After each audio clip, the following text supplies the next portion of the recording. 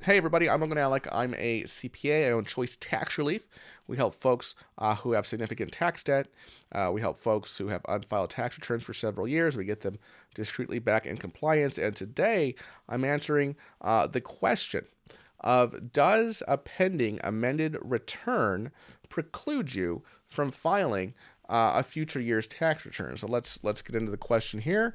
Individual says a 1099 NEC was added to my 2022 tax return, which turned out to me owing the IRS. So I assume what this individual means is they filed their 2022 tax return, okay, and then they, after they filed it, they got a 1099, a 1099 NEC. NEC stands for non-employee compensation. It's the tax form you now get if you're an independent contractor, indicating to you and the IRS how much money you made from a particular payor in the capacity as an independent contractor performing services for said payor.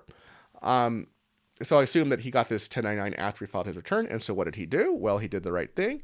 He said he filed an amended return, which is still processing. Now, this all could have been avoided, of course, if this individual had kept proper books, right? Because, you know, the 1099, that's the 1099, right? What you actually brought into your business, whether 1099 or not, that's what you should be reporting on your tax return, right? But of course, this individual, like many independent contractors, just went off the 1099. And he filed an amended return, right? Once he got the new 1099.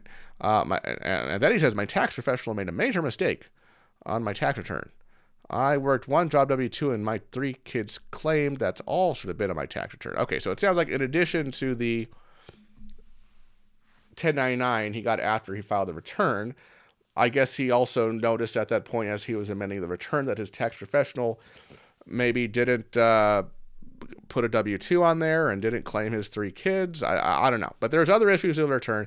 Bottom line, his question is, will I be able to file this 2023 year even though the amended return for 2022 is still processing? And the answer to that question is yes. Yes, you can.